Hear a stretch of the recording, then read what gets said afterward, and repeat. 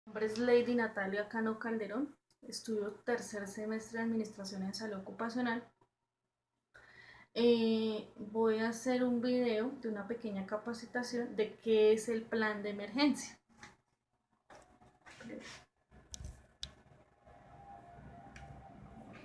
¿Qué es el plan de emergencia? Es para cumplir con el decreto 1072 acerca de los riesgos y peligros de los trabajadores.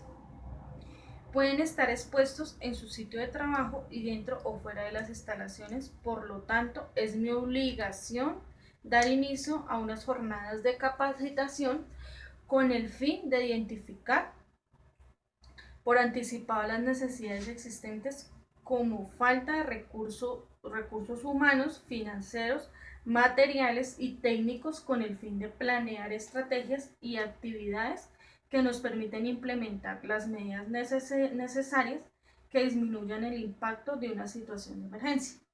Entre el plan de emergencia tenemos unos objetivos generales. Entre esos objetivos generales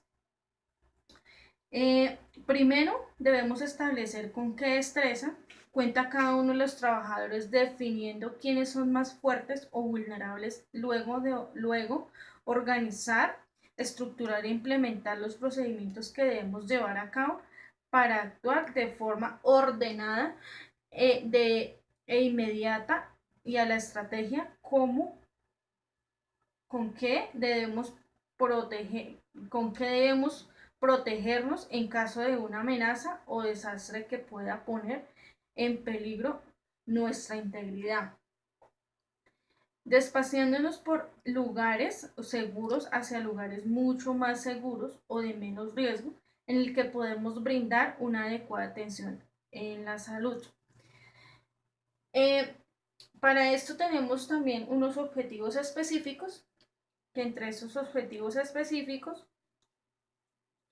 eh, después de conocer los objetivos generales, podemos diseñar qué estrategia es necesaria según el sitio en que debemos responderle a la emergencia, estableciendo un simulacro para ejecutar una evacuación de todos los usuarios y ocupantes de las instalaciones para poder establecer el mínimo tiempo en que se debe reaccionar ante la emergencia. Tenemos en este plan de emergencia la primera fase, que es el tema del análisis de la vulnerabilidad, que entre ese análisis de la vulnerabilidad tenemos las amenazas, las personas, los recursos y los procesos. Entre las amenazas de ese análisis de la vulnerabilidad tenemos la natural, lo antrópico y lo tecnológico. Eh, También tenemos en la fase 2 la organización y la estructuración del plan de emergencia, de la brigada de emergencia, perdón, que ese está de acá. Conocidos los resultados de la primera fase, se podrán establecer los objetivos y la organización del plan de emergencia, proyectándose de los mismos a corto, mediano y largo plazo. Se fijará cronograma de actividades en la brigada de emergencia y de la realización de actividades programadas para su implementación. Entre esta implementación del plan de emergencias, la brigada de emergencia será en parte responsable de contribuir con el cumplimiento estableciendo de las políticas, normas y procedimientos de seguridad que se requieren en la empresa. Gran parte de las medidas de intervención están estipuladas en el análisis de vulnerabilidad en la parte correspondiente a estrategias de intervención. Entre estas brigadas hay que tener en cuenta que tienen que ser primero, ellos tienen que estar capacitados para hacer ese tema del plan de emergencias.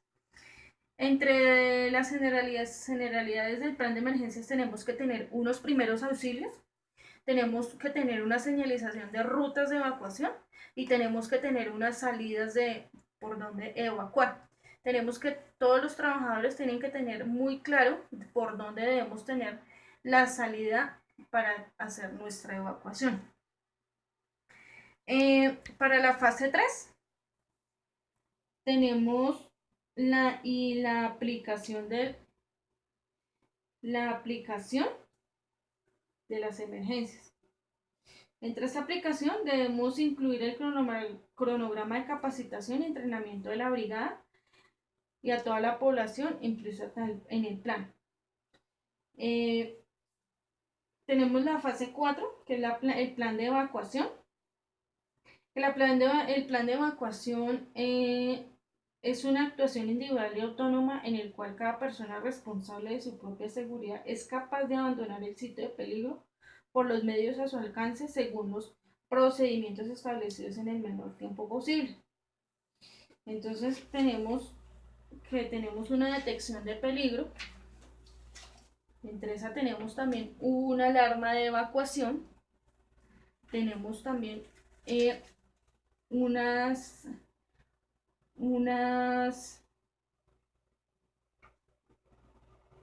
tenemos un tema de un plano de la ruta de evacuación que solo tenemos que tener en claro por dónde los trabajadores deben evacuar.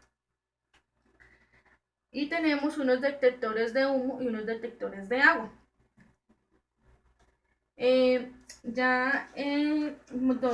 Dándole a la importancia del tema del plan de emergencia, es que todas las empresas o instituciones deben contar con un plan de emergencia, el cual es muy importante ya mediante el conjunto de normas, procedimientos y acciones básicas se pueda dar respuesta a tiempo a una situación de emergencias y que cuando suceda se pueda actuar de manera oportuna, adecuada y efectiva, pero sobre todo evitar pérdida de vidas o lesiones en los trabajadores y recursos en las empresas. Condiciones de la señalización. Esas condiciones de señalización se ve afectiva y cumple su finalidad en prevención de accidentes. Debe cumplir las siguientes condiciones. Deben llamar la atención, dar a conocer el mensaje, ser clara y de interpretación única, informar sobre el comportamiento a seguir. Debe ser posible cumplir lo que indica. Los puntos de encuentro son aquellos que se han determinado en la elaboración del plan de emergencia con el fin de constar que la totalidad de personas evacuado esté completo. Por lo regular es un campo abierto como área de refugio. Responsabilidad de los trabajadores. La responsabilidad de los trabajadores es procurar el cuidado integral de la salud del trabajador, suministrar la información clara, veraz y completa sobre el estado de salud, cumplir las normas, reglamentos e instrucciones del sistema de gestión y seguridad, salud en el trabajo de la empresa, informar oportunamente al empleador o contratante acerca de los peligros y riesgos latentes en su sitio de trabajo, participar en las actividades de capacitación en seguridad y salud en el trabajo, definiendo el plan de capacitación de seguridad y salud en el trabajo. Participar y construir el cumplimiento de los objetivos del sistema de gestión de la seguridad y salud en el trabajo. Los trabajadores deben asistir siempre a las capacitaciones que den las personas de seguridad y salud en el trabajo. Responsabilidad de los empleadores. El empleador está obligado a la protección de la seguridad y salud en el trabajo, en los trabajadores, acorde con lo establecido a la normatividad vigente, que es el decreto 1072. Dice que debe definir, firmar y divulgar la política de seguridad y salud, asignación y comunicación de responsabilidades, redicción de cuentas al interior de la empresa, definición de recursos, cumplimiento de los requisitos normativos aplicables, gestión de los peligros y riesgos, prevención y promoción de los riesgos laborales, participación de los trabajadores. El empleador deberá garantizar la capacitación de los trabajadores en los aspectos de seguridad y salud en el trabajo, de acuerdo con las características de la empresa, de la identificación de peligros, la evaluación y valoración de disposiciones relativas a las situaciones de emergencia dentro de la jornada laboral de los trabajadores directos o en el desarrollo de la prestación de servicios de los contratistas. Entonces, no siendo más, muchas gracias. Esta es una pequeña capacitación que se hizo.